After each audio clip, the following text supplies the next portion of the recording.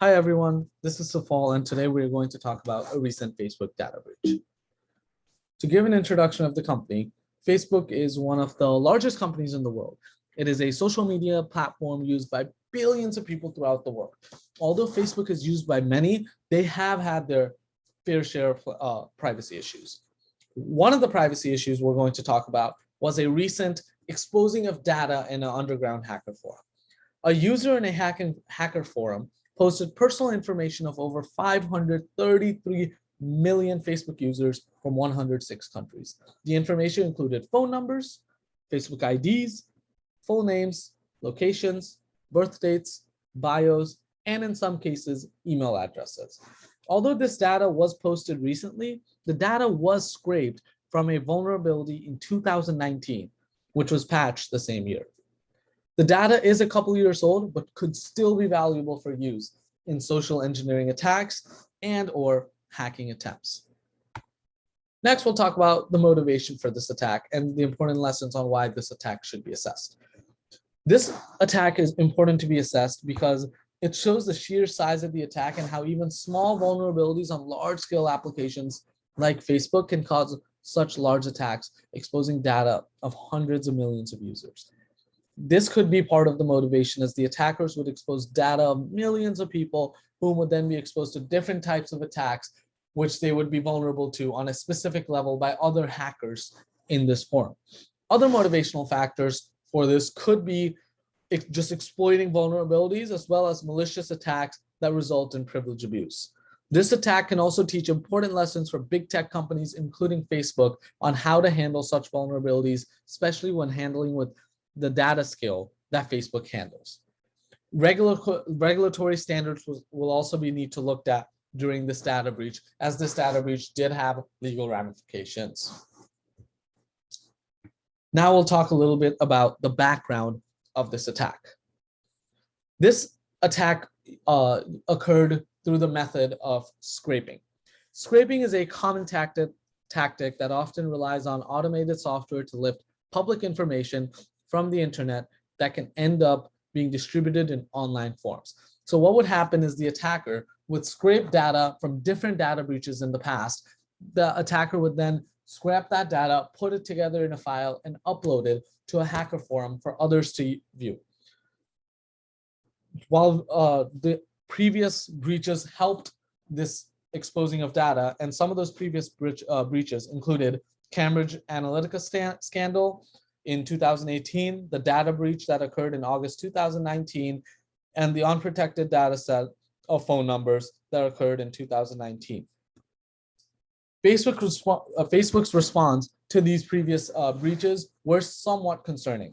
Facebook responded to the data breach of August 2019 and labeled it a case of found and fixed, and hid the sheer magnitude of the breach. Facebook also responded to the unprotected data set of phone numbers case in September 2019 and referred to it as a case of old data in an attempt to downplay the situation. Facebook also responded to this specific exposing of the data. During the immediate aftermath of this attack and the exposing of data, Facebook claimed the matter as, quote, requires extensive investigation to establish its provenance with a level of confidence sufficient to provide your office and our users with additional information, unquote, which one could look at as another way of saying Facebook themselves doesn't quite know how this happened. According to Have I Been Pawn's Troy Hunt, this latest Facebook data dump contains far more mobile phone numbers than it does email addresses. Hunt also specified a lot of it is the same, but a lot of it is also different, while referring to the previous data breaches, and also clarified that there is not one clear source of this data. This case could also have legal ramifications. There's a regulatory standard in Europe called the General Data Protection Regulation, which went into effect in the European Union in May 2018.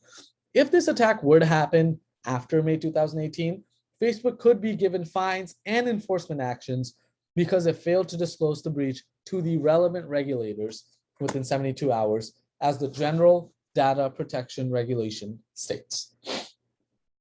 Next, we will be talking about the attack vector.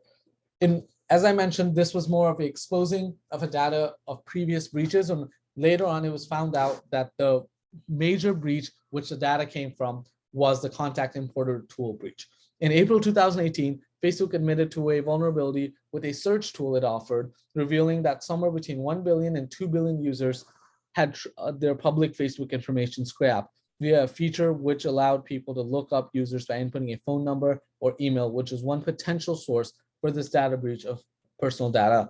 This data was then scraped from people's profiles by malicious actors using its contact importer tool, which uses people's contact list to help them find friends on Facebook. This feature was designed to help people easily find their friends to connect with on Facebook services using their contact list. This attack would have to be done prior to September 2019, as Facebook has since made changes to the tool by blocking the ability to upload a large set of phone numbers to find ones that matched profiles. Attackers were able to query a set of user profiles and obtain a set of information about those users included in their public profiles. Attackers supplied phone numbers and manipulated the feature to spit out the corresponding name and other data associated with the Facebook profile that was connected. This is a clear case of a vulnerability exploitation, as the attackers exploited a weakness in a legitimate feature for mass scraping.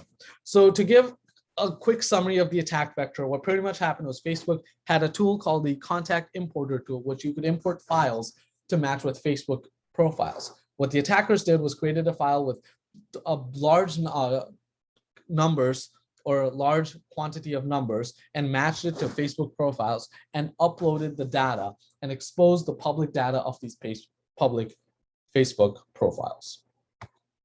Next, we'll look at the consequences of this attack.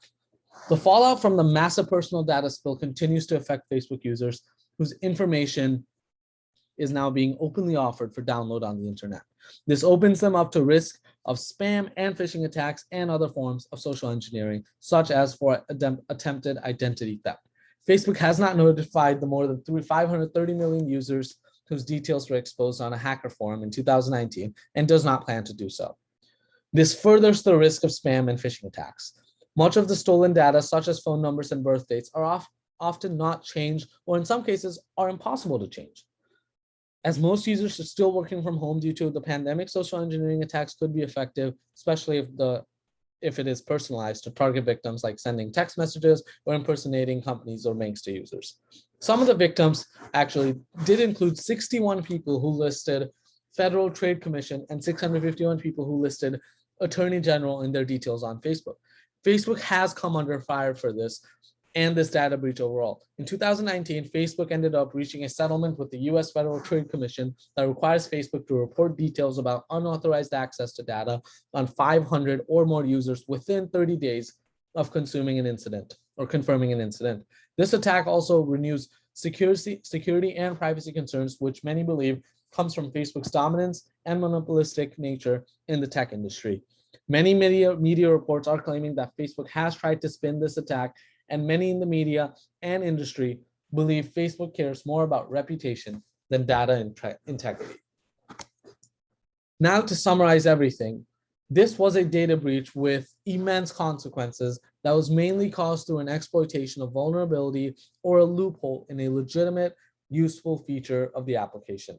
Although this vulnerability has been patched as of 2019, given Facebook's wild history of poor security systems on major features of the application, we can see the importance of building trustworthy security systems, especially when we are dealing with the scale of data which Facebook is dealing with. Facebook, time and time, has not taken the integrity as a serious issue and instead has focused on reputation. If a user is trusting Facebook to be secure with their data, Facebook should return the favor and do their due diligence in investing in keeping their customers' data secure. Facebook, time and time, has failed the customers when it comes to data privacy and has vowed to change in the future. Given the magnitude of this data breach and the fact that many phone numbers are not changed frequently, we should take a deeper dive into eradicating phone numbers and email addresses and birth dates as a form of authentication. These authentication methods can be vulnerable to other attacks in case of a data breach similar to this one. Next, we have a couple of questions for you guys to consider after going through the presentation, and here is the list of sources used for this presentation. Thank you so much for listening.